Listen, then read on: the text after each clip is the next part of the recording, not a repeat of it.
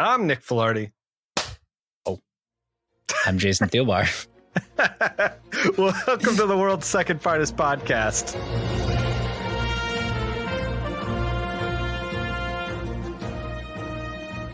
All right. I gotta figure out how to introduce the two read pile. This is the two read pile. Here it is. I don't know. What do you want from me? We read stuff, and then every other week we talk about it. Jason and I have been reading things our whole life, and now we're here to bring it to you, the people, as a service.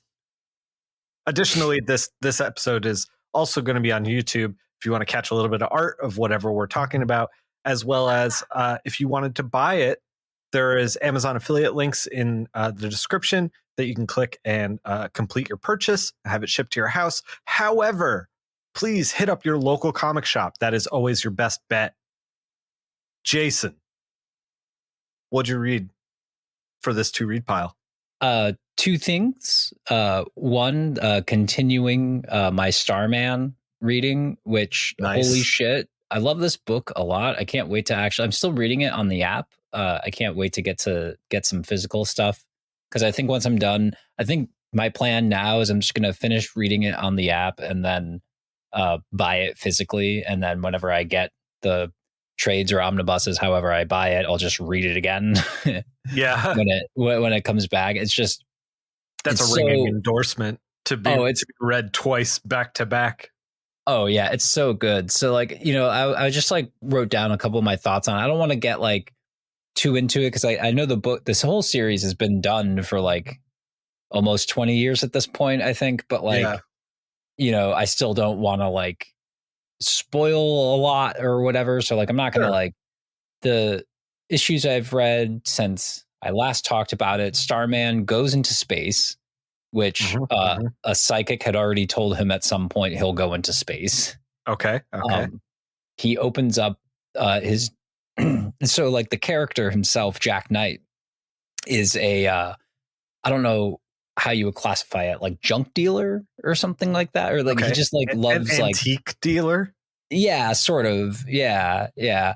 And like different like collectibles, because like there's like constant references to like all these. This is why, like I said to you in a text message, like this is like your alter ego, like this is you, like as like a superhero, because he's just like, oh my god, like a Bakelite radio from 1954, like fuck yeah, I gotta get in on it. I wonder if they have any more of these. These are and it's not just, and like the character of course like loves like haggling and like selling and like getting a good deal or whatever, but like he also just loves the objects and like the histories of the things, and it's like constantly repeated, and it's such a cool like character trait like of it.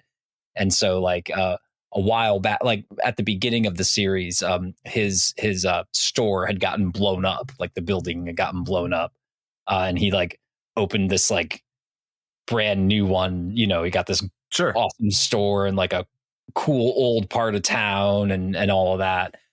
I also love how throughout the whole book though, that like Opal City is like, they really do make it feel a lot like a place, like it's a really real thing. Oh yeah, because like they really lean into it as like they just like repeat it a lot of like different characteristics of it and how it's like it's its own thing, and and like sometimes it'll be like it might work that way in Gotham, it doesn't work that way here. And I think they even described it once as like in the book, they described it as like, and it seems like a pretty cool idea to like, it's a cross between a big Midwestern metropolitan city and like a big East Coast metropolitan city. It's funny that you say that, because Gotham feels, especially around this time, because both these books, the our regular Bat books that we read every other week, those books were coming out at least a few years after Starman, or in parallel to Starman, because Starman ran for a long time. Gotham never feels like a real place to me. Like, we just finished Contagion, and there's these Babylon towers that will house all of the rich people, and they never have to leave, and it's got stores and shops and whatever you need. And that just like kind of pops up in Gotham. And it's this gigantic structure, a city within a city. And then they burn it down at the end. And it's like, and we'll never speak of it again. It's like when we had that Shadow issue where it was like, oh yeah, on the outskirts of Gotham, there's the misty moors of this Scottish castle that Batman's got to like punch his way out.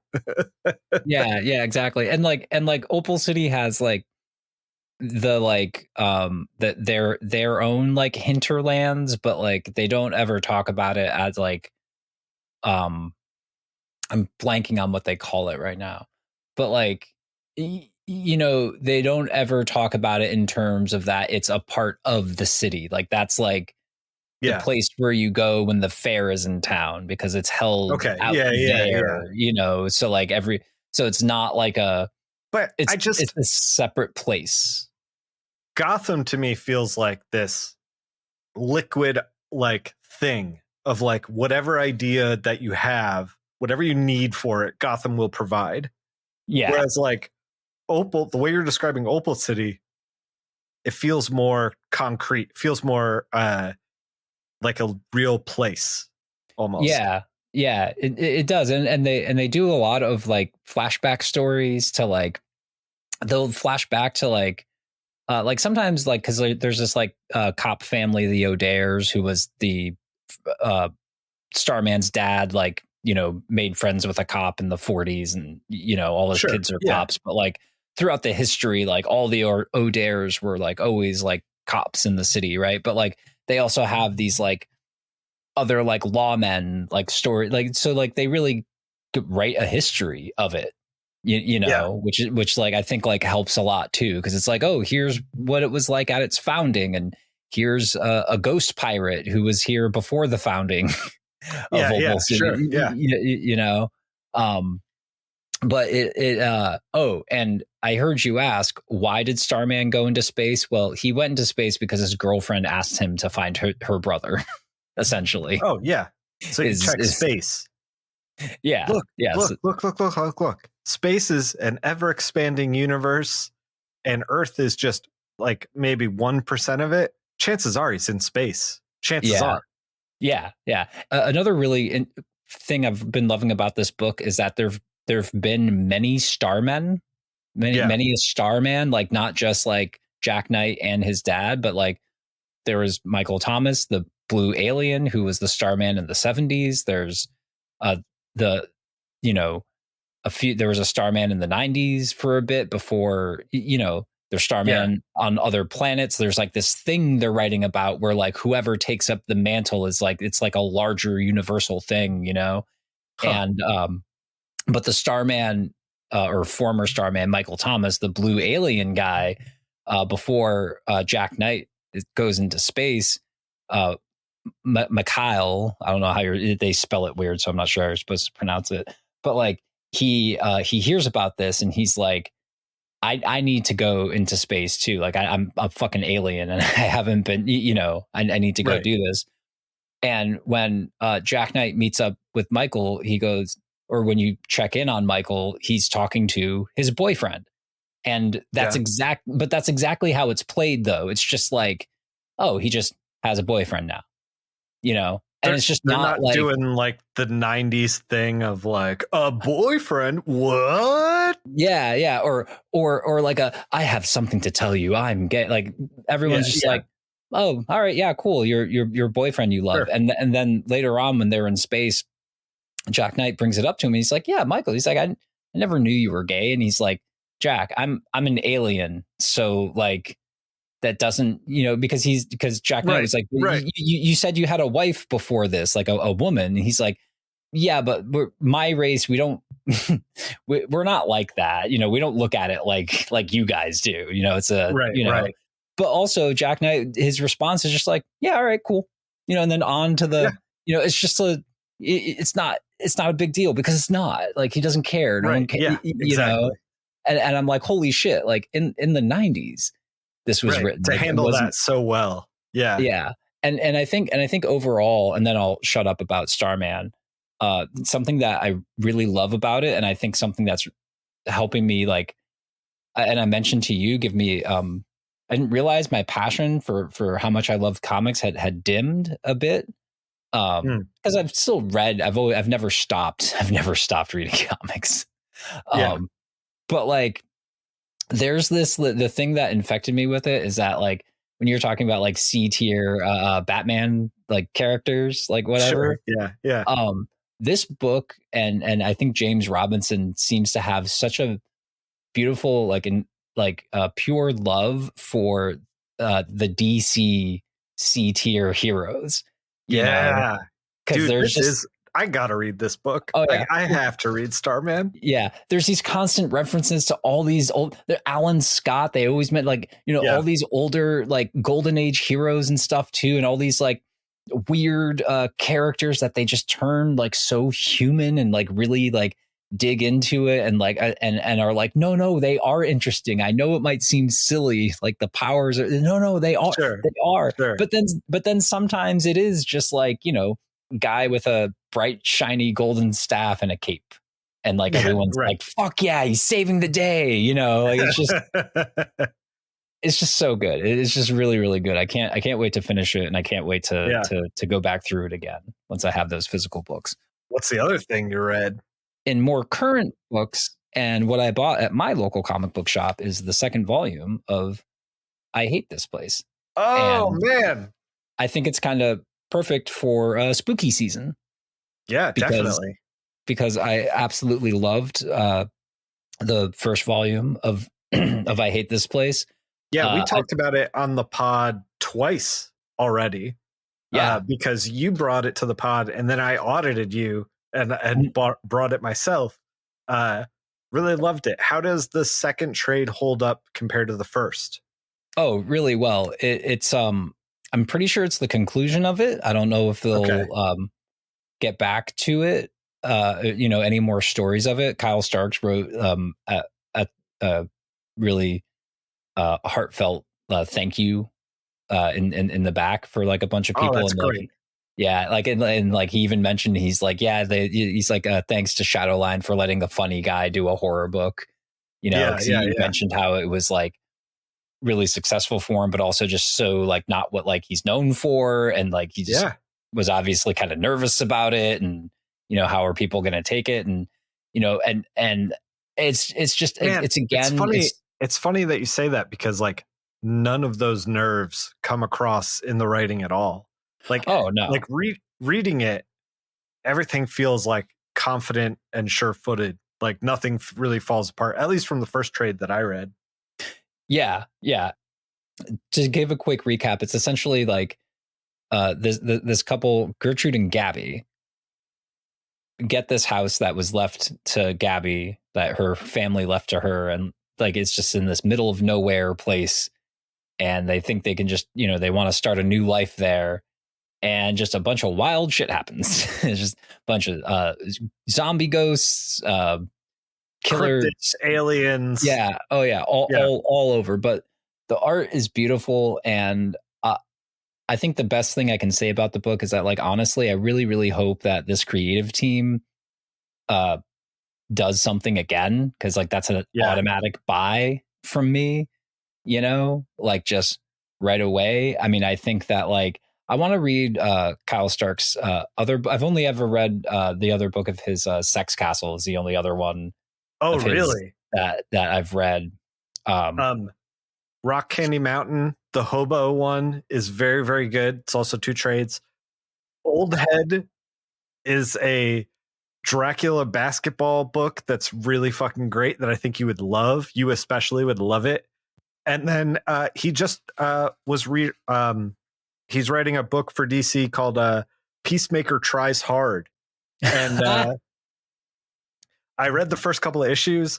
It's so fucking funny, and it's really great. He nails that peacekeeper voice that like John Cena crafted in the in like the Peacemaker show. Yeah, it's really, really great.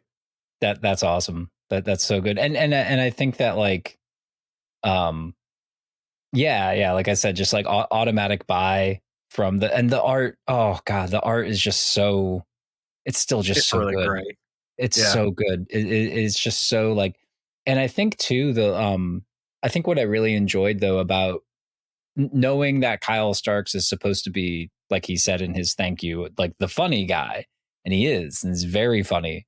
And but I liked how he still kept the humor. Like he didn't feel like he had to go like completely because like it's not like there's not like most of the humor now, because it is a horror book, is just coming from like the dialogue, you know, but it's still really well placed and really good. And I also think like kind of real, because like I know I'm not just going to be dour in a fucking apocalyptic situation, because I'm going to be out of my mind. I'm probably going to be saying a bunch of stupid and or unintentionally or intentionally funny shit. Right. Because it's like you can't be in that headspace for days. You know what I mean? Like at some point you're going to crack a joke. Yeah. Like, I was just going to relate a scene, but I'm like, no, I don't want to ruin the joke. I don't want to. Is there anything you want to tease in the second volume? Speaking of relating a scene, is there any? What's a cool thing that you liked out of the second volume? Honestly, I really like the conclusion of it. I liked the introduction of you meet Gertrude's father, because in the first book you find out like and who's just this like, you know, brutal character. you know, just very just like very brutal, cuts through a bunch of stuff, like just that kind of like, you know, unstoppable force. Like when you first meet him, it's like, you know, you meet the big bad and he's like just cutting through like everything immediately, you know. I gotta read this book. So I think I could say like that much about it. Like everything else, like I just don't want to like the scene I wanted to relate but won't, is just like the reason why I didn't want to relate it wasn't because like there's not anything spoiler in it, but like there's like a pretty good joke there, I think. And I'm like, you don't want to spoil the jokes. I get it. Exactly. The to read pile is tough because you want to walk that line between like enticing a person in and not spoiling too much, you know? Yeah. I think one of the highest like forms of praise I can give a book is saying something like, and I do mean it, that like automatic buy. Like if I see the names, automatic, and especially the team, if the whole team is together, like whatever it says, I'm like, yep, pick that up. Yeah, you know? Starks is always an automatic buy. Like no matter the art, you know it's going to be written well. Yeah. What are you reading, you freaking nerd? Well, it's funny that you should say that. I was checking on my local Reddit /r decks, and you would not believe the deck that this guy. I'm sorry. I'm somebody's talking in my earpiece for a second here. Welcome to the Con Report.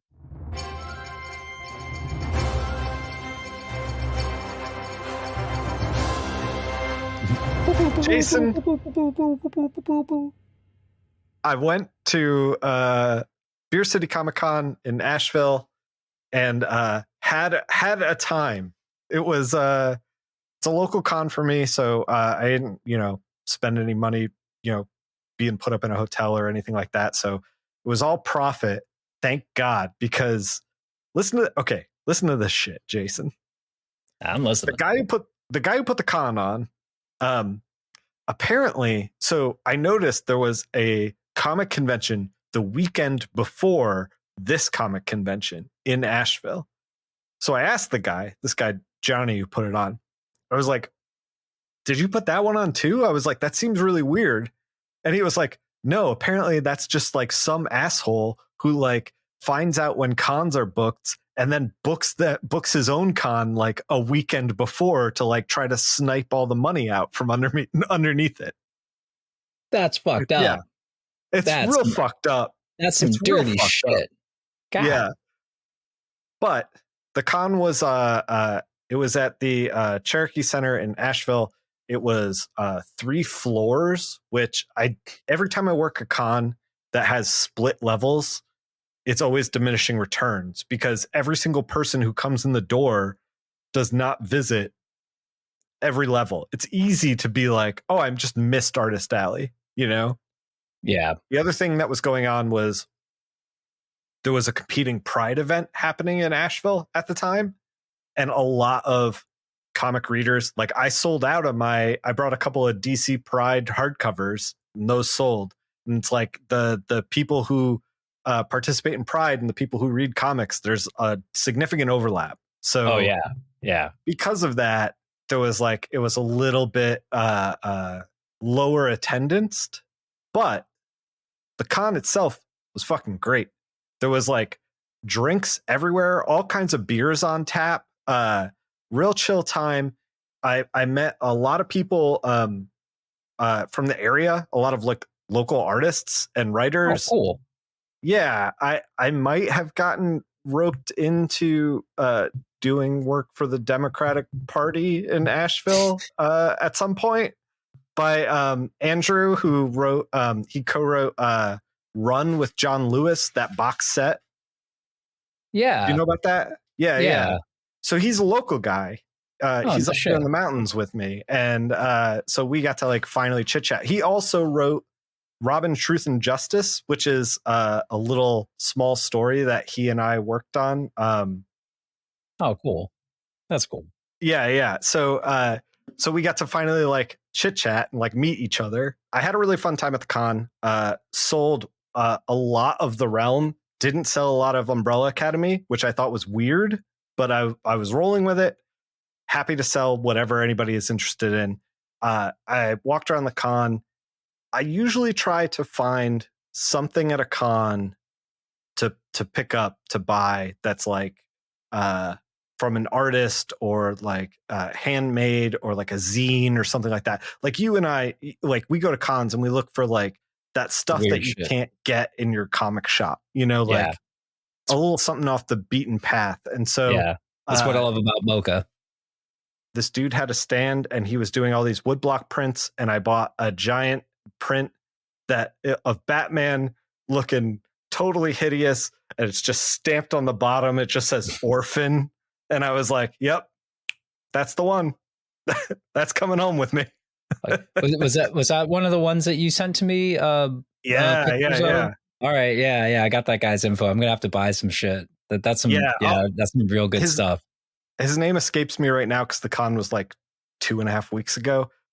Yeah, I'll put his info into the show notes so people can pick up stuff from him. He does like these. He does like these fake bootleg toys, and he did one that was like it was Chewbacca, and he was sealed in there, and it was like a cartel version of Chewbacca, and he was hermetically sealed onto the board with cocaine inside. And he was like, this isn't cocaine, just so you know. It's a joke. And I was like, I got it. I can't. I have to let you know that you are not buying cocaine. Listen. I make very good fake action figures and very good woodblock printing. I can't afford a lawyer. I don't. This isn't what it. Okay, this is parody. This is parody. Oh man, I wish I remembered his name. But I'll plug his store into the show notes. Oh wait, let me look up your text real quick. Maybe I can find it. Oh yeah. Edwin Salas. There you go. Yeah, really, really great stuff. It's hard to find that like artistic kind of voice at cons now these days for anyone who hasn't gone to a con, because a lot of it is just like cheap crap. Like it's like, I'm going to take every superhero logo and like machine laser engrave them into a wooden box, and you can buy a wooden box with the Flash logo on it if that's what you want. And it's like yeah, it's not really my thing.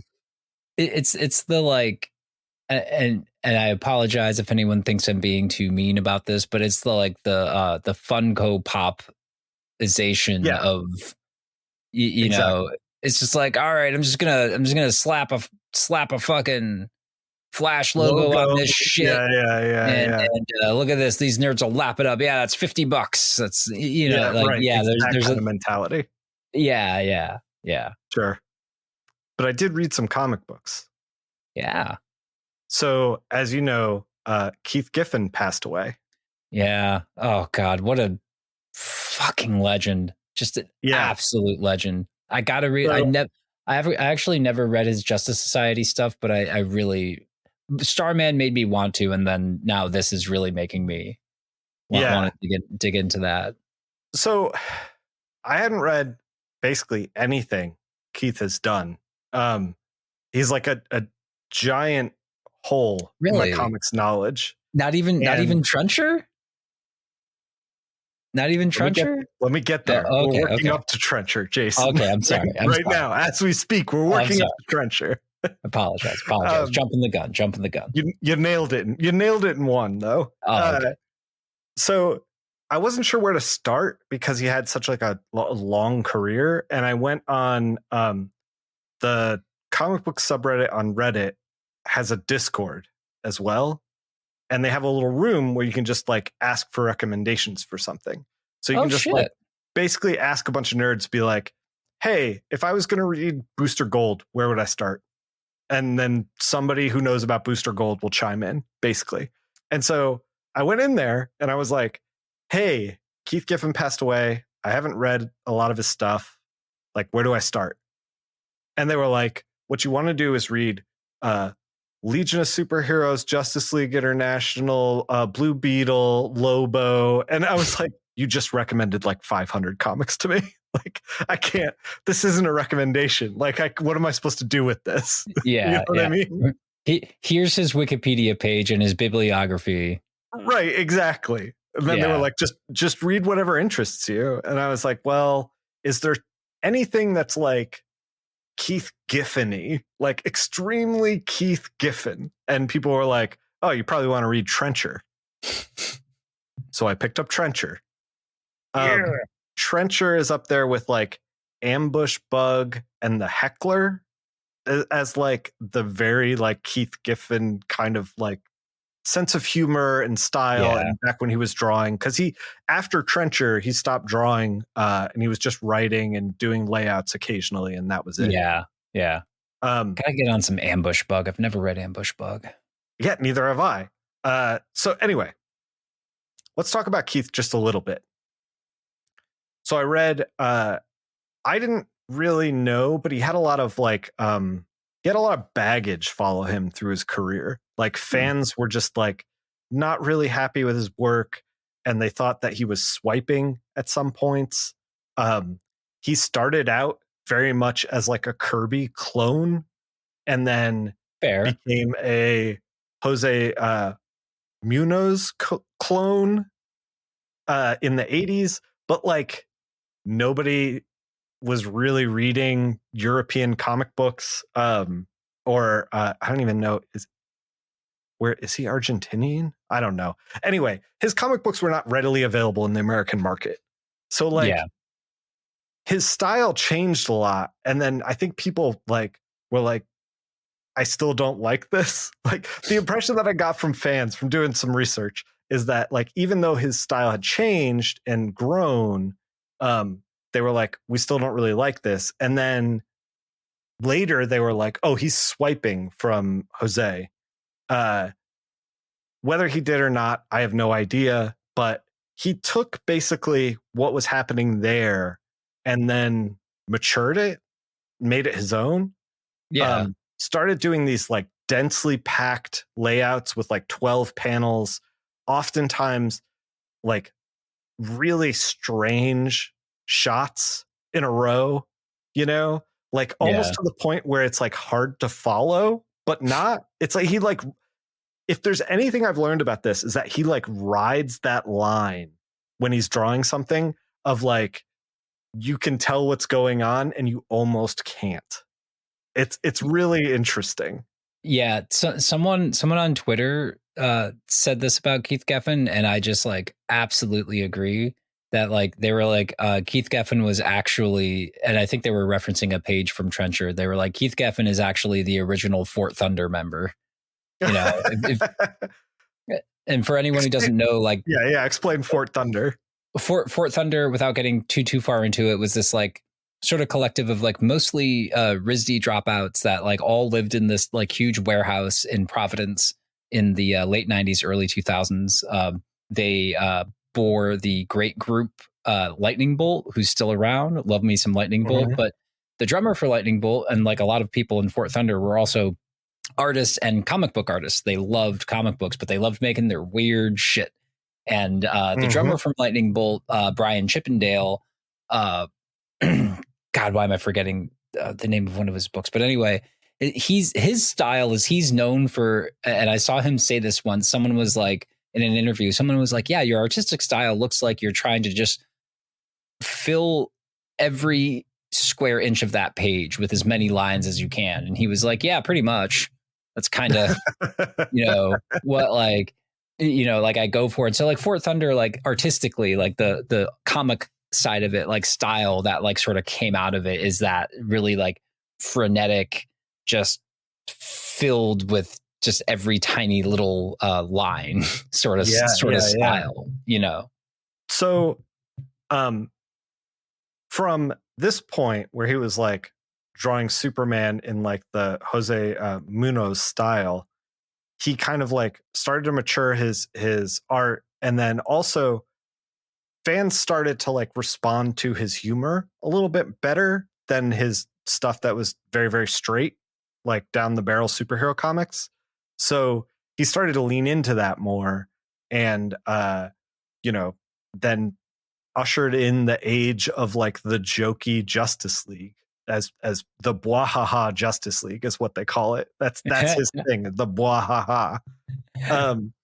So I zeroed in on like Ambush Bug, the Heckler, and Trencher, and I decided to read Trencher because it was Image Comics. It was like one of the last things he drew, and it was since it was Image and it was its own thing, it kind of like stood on its own. Like I didn't need anything else. When I was trying to wrap my mind around this, somebody suggested I read Legion, right? Legion of Superheroes. And I was like, okay, can I read it if I've never read Legion? And they were like, okay, so what you want to do is you want to start way back over here, read all of this, and then they're going to do a 5-year time jump, and then that's the Giffen stuff that you want to read. And I was like, this is fucking work, man. This is work. That reminds me of, and I say this after just recently seeing Explosions in the Sky, and I do love a lot of genres of music, but I do love post rock. And I saw this meme, like, the meme of Patrick Bateman from American Psycho, like pointing at the stereo as he's like really enjoying Huey Lewis in the News. And the meme was like, post rock fans, when the song time hits 9:42, and they're like, yeah, this is when it gets really good. And I feel like Legion fans are just like, no, seriously, if you just like I'm sure the 5-year jump is really interesting, and like if you're emotionally tied to Legion characters, you were probably like, fuck yeah, let's go. But like I can't jump in there, man. Like, come on. So anyway, let's talk about Trencher. Yes. Trencher is 4 issues long, so it's easily digestible. It's the last thing Keith Giffen drew. He also wrote it. He has a colorist, and Digital Chameleon is doing seps on it. It's digitally lettered. I don't know who lettered it. It's awful. Like the lettering is maybe some of the most amateur lettering I've ever seen in comic books, but we're also in like 1994, like early lettering, digitally. And I got the feeling that Keith was doing a lot of this project on his own, basically. So I let it slide, and this is why. Trencher is not a thinking comic book. It's not going to make you like have new ideas. It'll make you have new ideas as far as like aesthetically, but it will not like, he's not writing prose here. You know what I mean? No. Trencher is the loosest of plots, which is Trencher is sent from the afterlife. They accidentally resurrected some amount of people, and Trencher is there to repo them, basically, just murder them. And he has a device that he communicates with someone on the other side that we never meet. And he's in this body that's like dead but animated and can also like reconstruct itself. It's like augmented. They never really get bogged down in like details of this. Like they don't explain tech. You know what I mean? Yeah. They don't explain any of this stuff. It's just Trencher and a gun, and he's here to collect, and like that's it. You know, the way that I think about it is that this is a Keith Giffen vehicle in much the same way that like Anchorman is a Will Ferrell vehicle. It's a loose plot of like he's an anchorman who's respected, and then a girl comes in and upsets the balance, and then like that is the whole story. But we just like let Will Ferrell do some antics in between, and this is the same thing. It's like it's Keith Giffen just like doing what he does in between these pages, you know? Yeah. Like let the, just like in the Anchorman analogy, like just like let the funny guy be funny, you know? Exactly. Like, exactly. Just let him loose. And it's like, yeah, you know what? It's Trencher. He has these powers. I explained it all. Let's go. They barely explain it. They're just like, get in the car and enjoy the ride. That's what this book is. Let me describe the art. The art is so messy to the point of almost incoherent. However, it never fully strays into incoherent. It's like if it was, I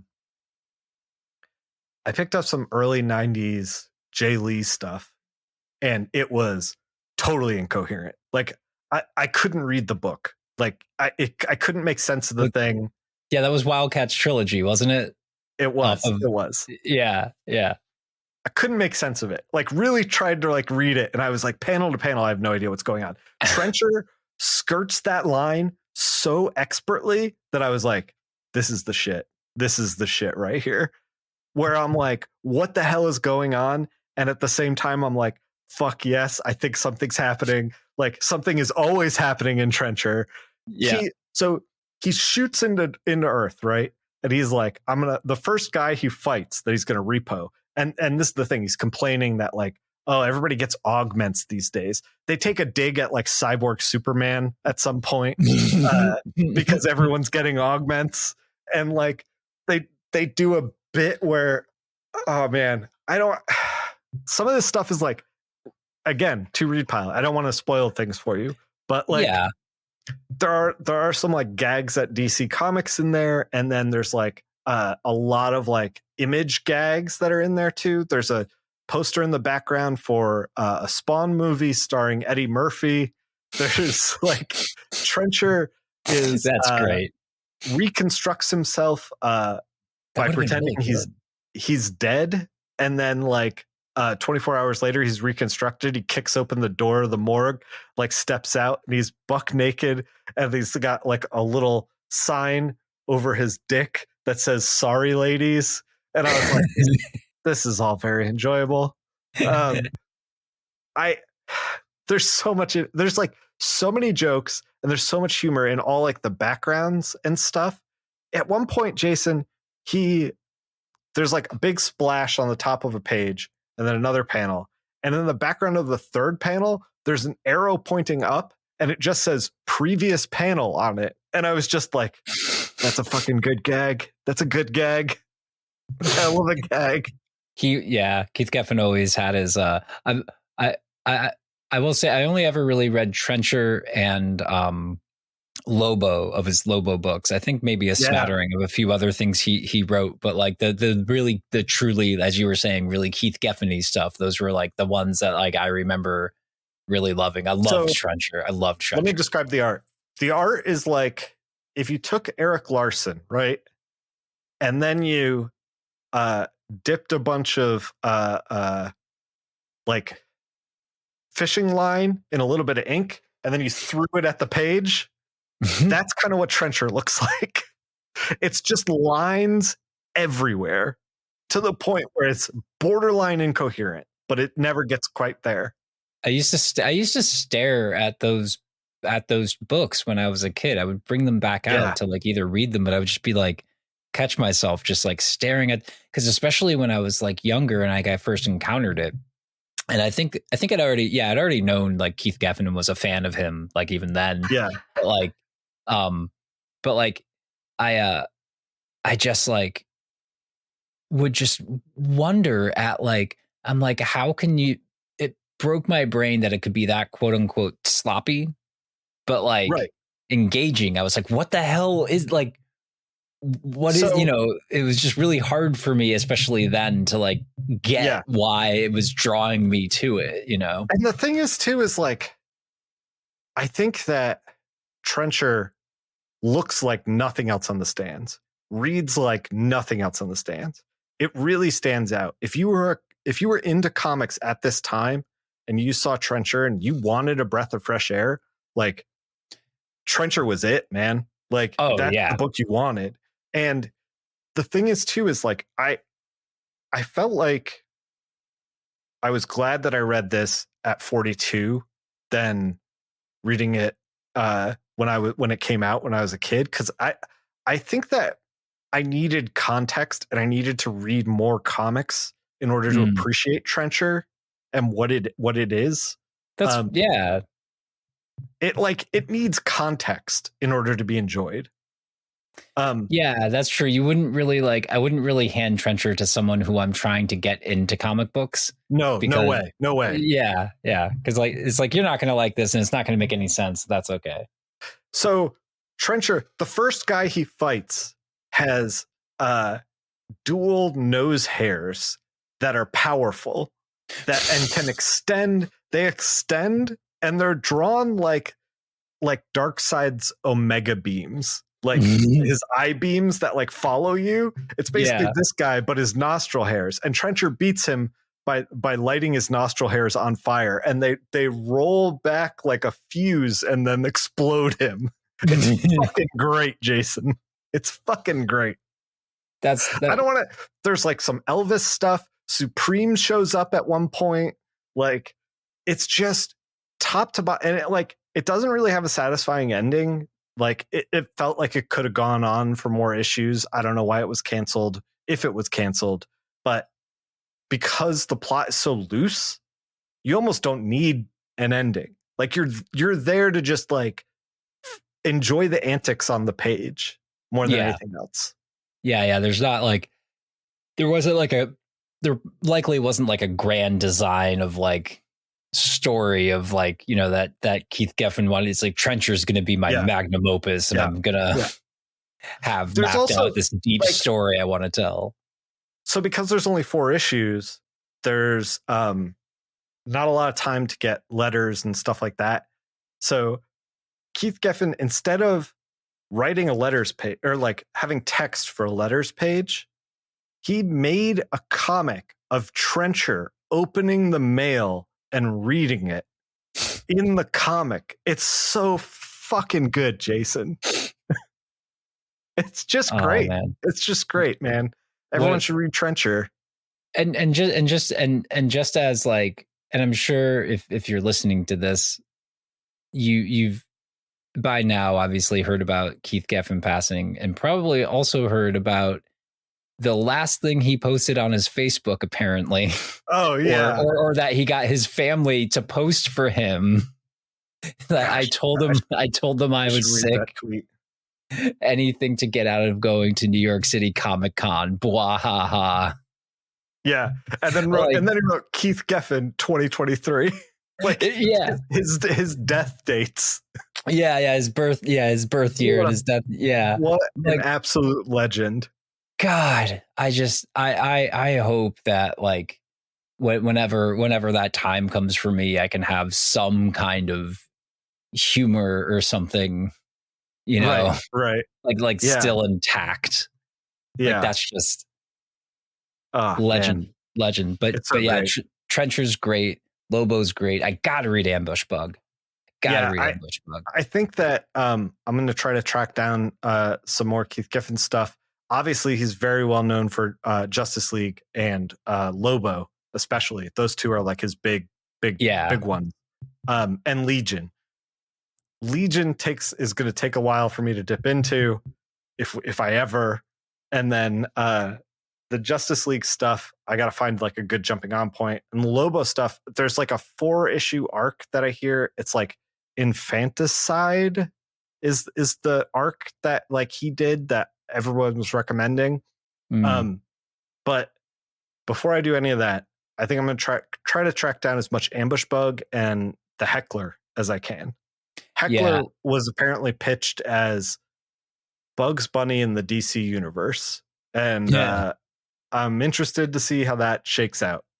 I'll buy that premise. I'll buy a book on that premise. You know, like it's interesting. At least you can have some fun with that. I'm sure.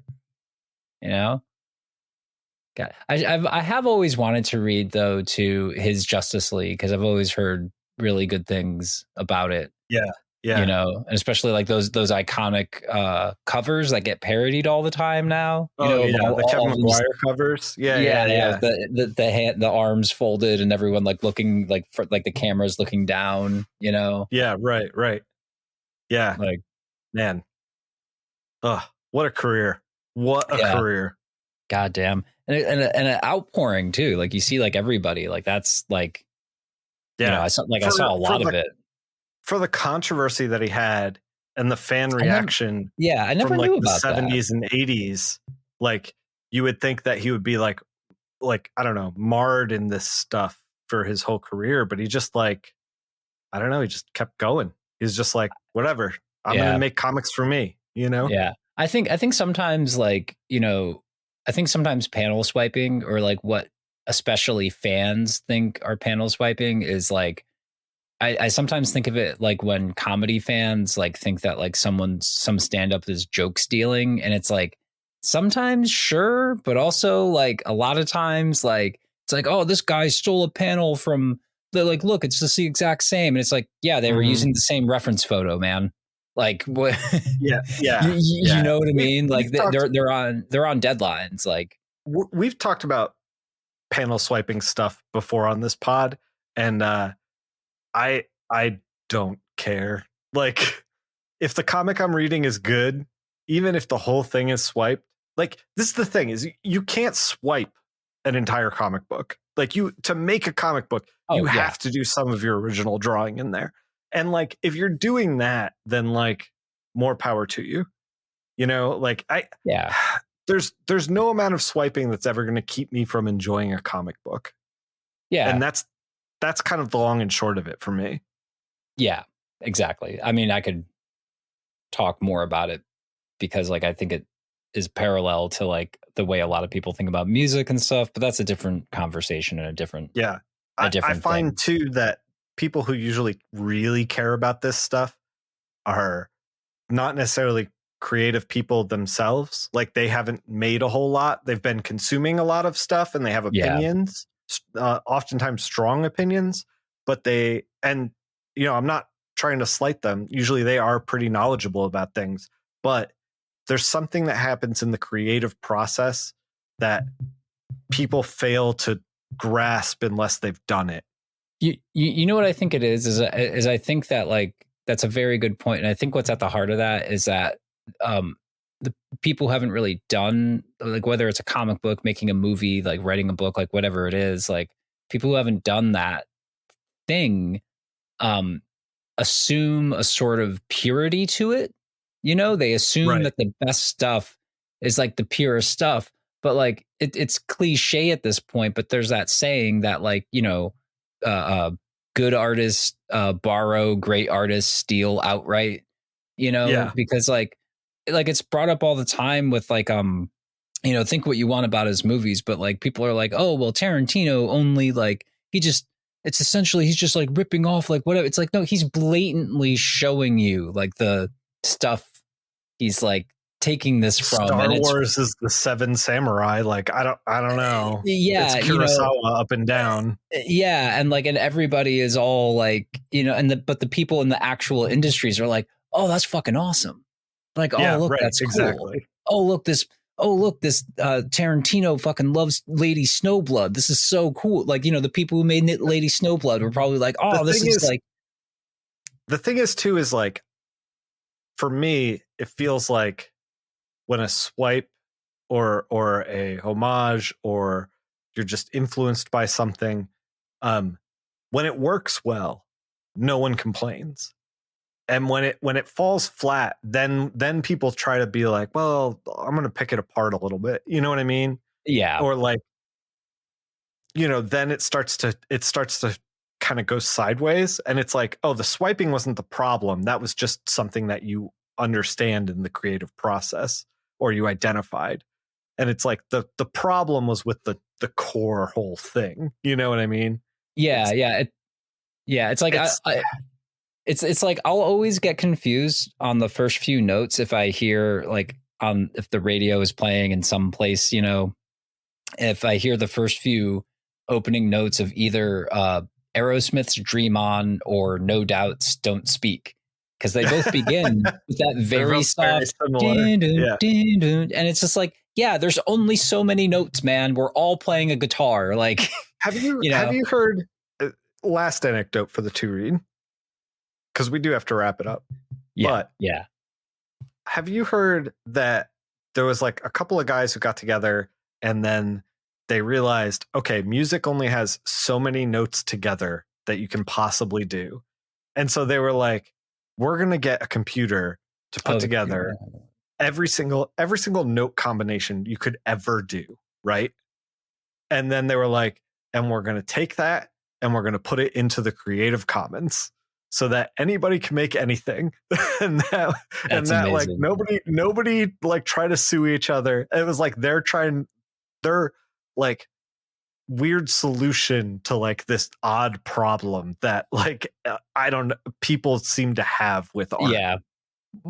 Well, because it's like the whole Ed Sheeran. I can't even hum a tune by the guy, but like how like the corporation or whatever that now owns Marvin Gaye's song catalog is like suing him, and he even said on stand while like holding a guitar, he's like, all pop songs are written in 4/4. Okay, most pop songs, we only here are the chords that are pleasing to most people. He's like, he's like, of course they're gonna be like, what are you talking about? The Beatles started this in 1960 and we're all still here, so like everybody get on board. I'll end the two read, my part of the two read on this. Stop worrying so much about purity in your art. Just find art that you enjoy and try to share it with people. Hell yeah, man.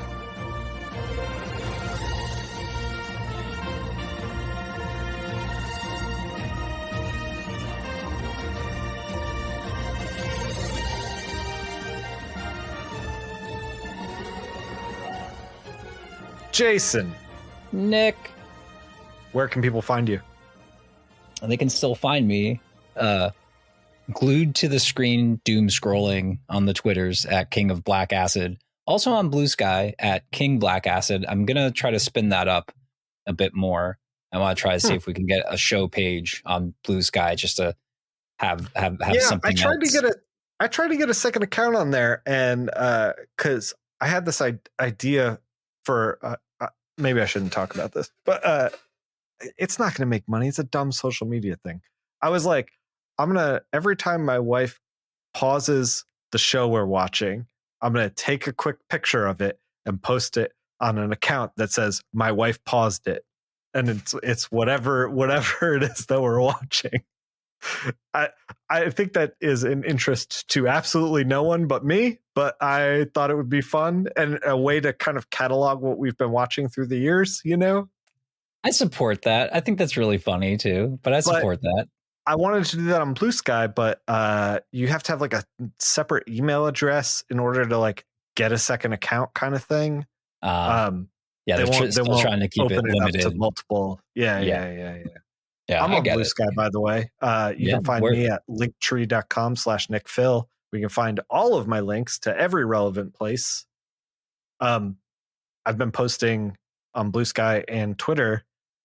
I've been trying to do Pouchtober, which is also partly why things have been coming out late.